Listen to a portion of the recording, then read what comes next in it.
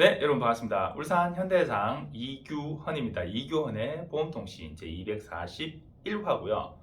이번 주에는 우회전 신호 위반에 대해서 한번 살펴볼까 합니다. 우회전을 하면서 신호 위반이 되는 경우, 지난번에 제가 우회전에 대해서 안내를 드리면서 이 부분을 짚어드리지 못했던 부분이 있더라고요. 제가 한국교통사고조사학회에 회원으로 되어 있다는 얘기는 몇 번 드렸었는데, 부산, 울산, 경남 지역에 회원들이 모여서 하는 모임인 부울경 지부 모임에 갔다가 우리 부울경 지부 또 지금 현 지부장님께서 이 우회전에 대해서 상당히 또 강하게 이렇게 어필을 하시는 스타일이시거든요. 얘기를 하다가 맞네요, 그 부분에 대해서 한번 짚어야겠다 생각이 들었어요. 뭐냐면 자, 여러분, 우회전을 할 때 교차로를 딱 향해서 가는데, 자, 여기가 교차로입니다. 향해서 가는데 만나는 첫 번째 횡단보도가 있고, 우회전을 딱 해서 만나는 두 번째 횡단보도가 있습니다. 그죠? 이 첫 번째 횡단보도에서 신호 위반에 관한 부분이 등장을 합니다. 우회전에서 만나는 횡단보도, 여기는 신호 위반이 없어요. 왜냐하면 우회전에서 만나는 이 횡단보도 앞에 차량의 신호를 통제하는 신호기가 없거든요. 그러니까 이 횡단보도를 지나면서 신호 위반에 대한 얘기가 나올 이유가 없어요. 차량의 신호를 보는 거지, 보행자 신호에 지나갔다, 여기 그거는 보행자 보호 의무 위반에 해당되는 거예요. 신호 위반이 아니에요. 여기가 이제 신호 위반에 해당이 되는데, 제가 일시정지 했다가, 적색 신호면 일시정지 했다가 보행자 신호를 봐야 된다. 보행자 신호가 녹색이면 서 있고 적색이면 지나가도 된다 라고 처음에 얘기했다가, 두 번째 뭐 얘기를 했냐면 단속 기준을 한번 살펴보자. 녹색이면 지나가면 안 되는데, 지나가면 신호위반은 아니에요. 신호위반은 아닌데 보행자가 있다, 그러면 보행자 보호의무 위반이라는 거죠. 그런데 사고가 나면 신호위반 책임을 묻겠다는 거예요. 경찰이 그걸 신호위반으로 굳이 단속하지는 않겠다라는 거거든요. 그런데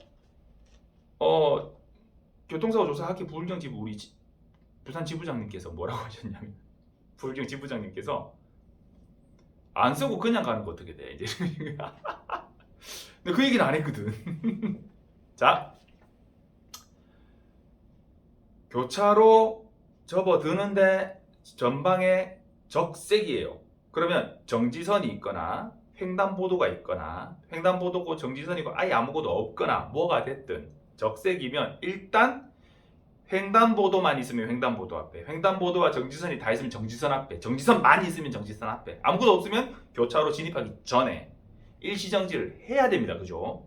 하고, 그리고 횡단보도 신호를 딱 봐서 횡단보도 신호가 빨간불이면 지나가도 되는데 녹색이면 보행자가 있는가 보고, 보행자가 없고 건너려고 하는 사람도 없다, 완전히 안전하다, 그러면 지나가도 된다.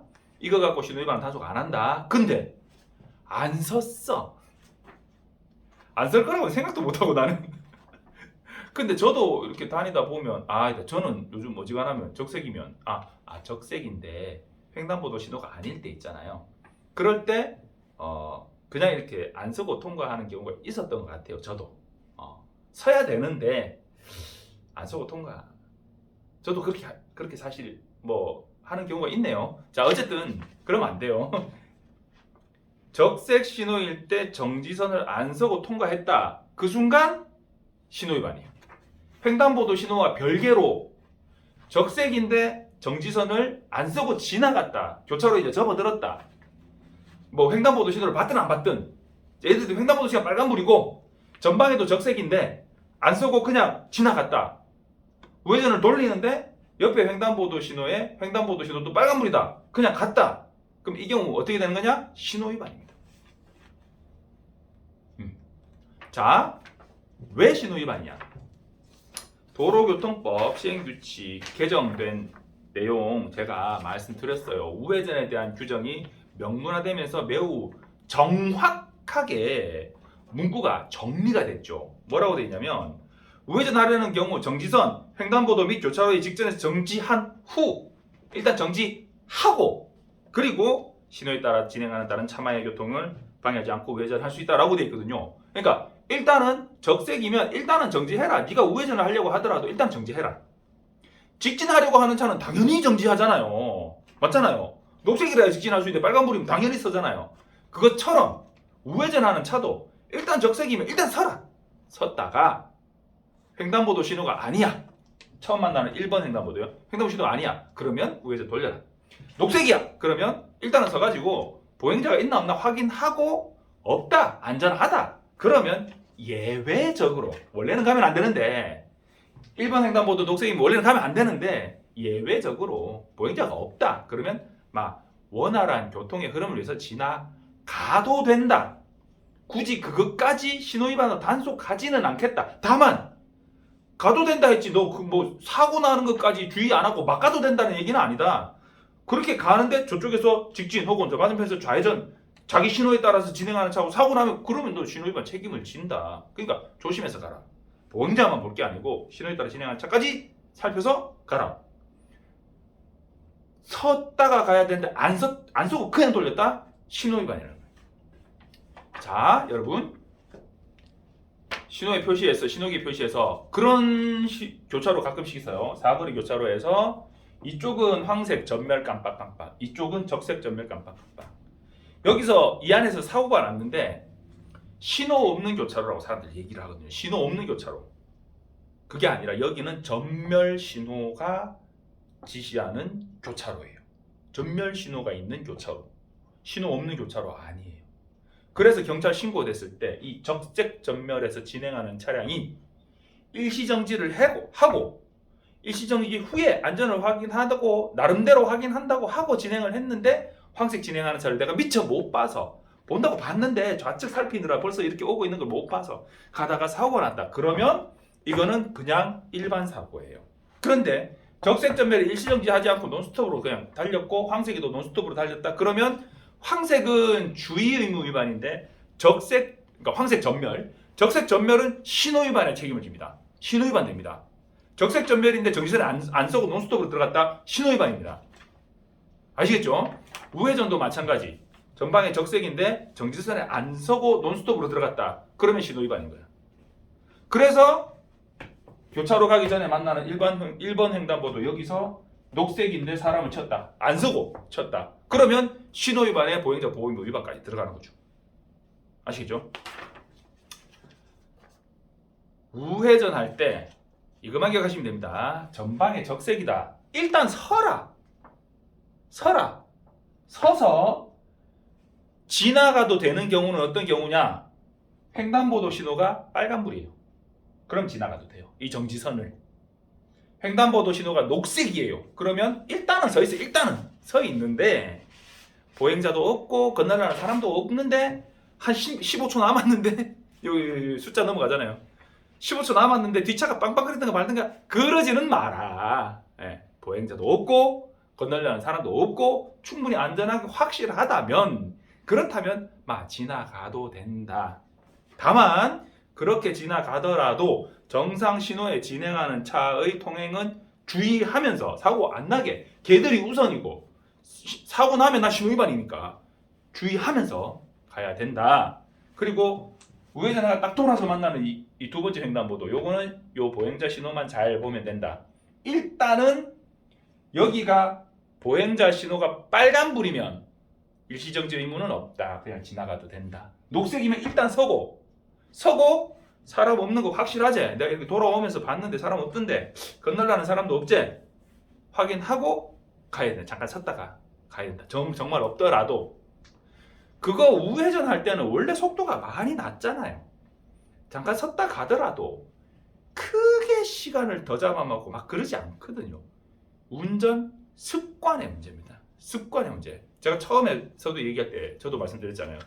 빨간불인데 여기 횡단보도 빨간불일 때 우회전 돌리는데 어쨌든 잠깐 섰다가 가야 되는데 그러지 않고 저도 돌렸던 것 같아요. 지금 얘기하면서 이제 생각을 한 거예요. 앞으로는 그 부분에서 잠깐 섰다가 가야겠구나.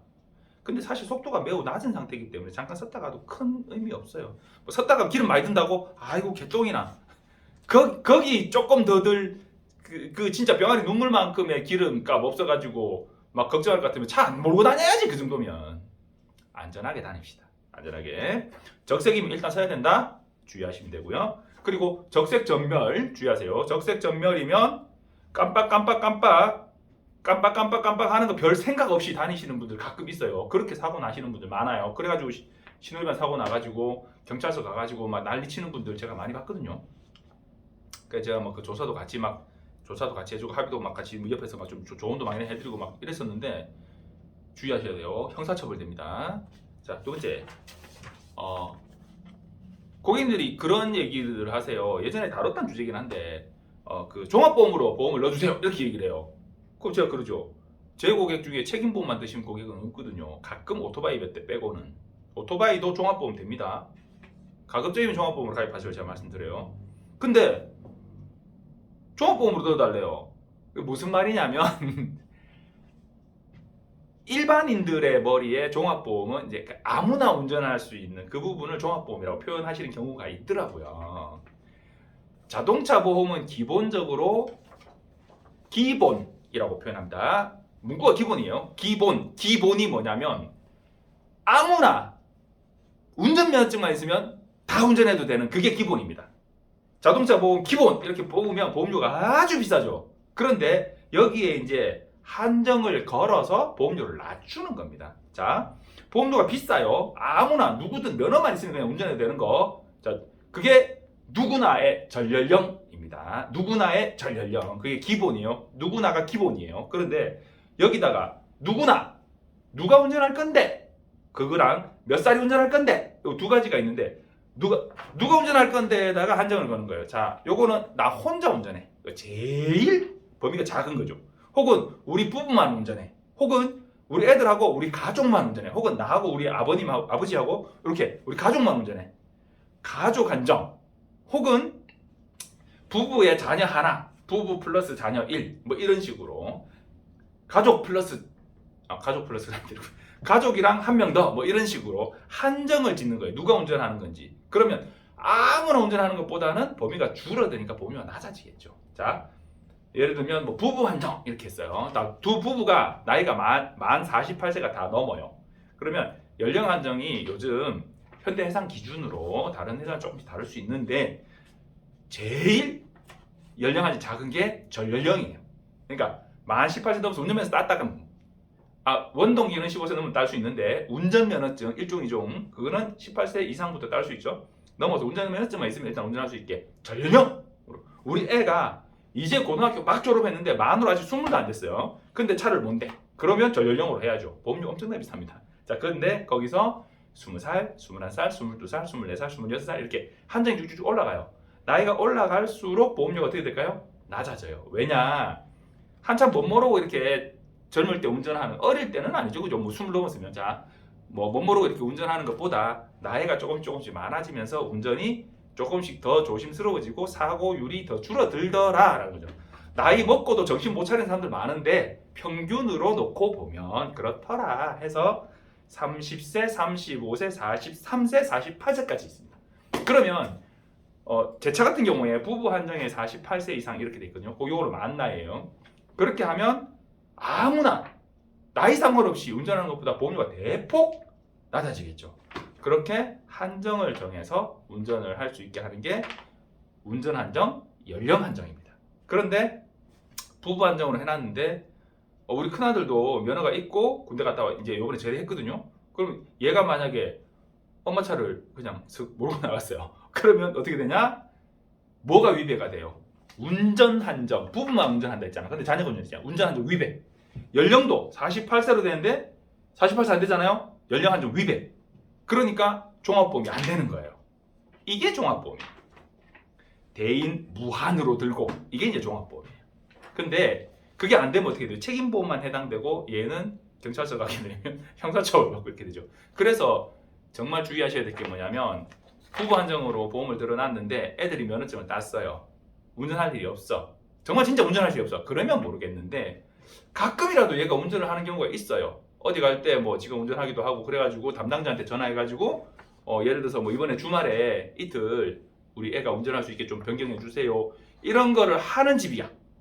그러면 보험료가 비싸더라도 자녀가 아예 운전할 수 있게 아예 등록을 해버리는 걸 고민하셔야 돼요. 안 그러다가 애가 운전해가 사고 나가지고 절단 난리 나는 꼴을 정말 많이 봐요. 진짜 많이 봐요. 보험료 100만 원이 비싸다고요? 아이고, 사고 나서 1억보다는 싸지 않아요? 잘 고민해 보시고, 물론 집의 상황이나 형편이나 모든 내용들을 살펴서 결정하셔야 될 부분이지만 안전에 대해서는 조금 더 투자하시는 것도 괜찮은 것 같아요. 자, 이규원의 보험통신 4월 첫째 주 이야기였고요. 벚꽃 이제 거의 다 이제 막 지는 분위기예요. 예, 마지막 가는 꽃 좀 즐기시고, 위에 벚꽃만 아니라도 아래쪽에 수산화나 온갖 꽃들 많더라고요. 그것도 좀 보시는, 눈을 조금 돌릴 수 있는 여유가 있는 그런 4월 되시면 좋겠습니다. 감사합니다.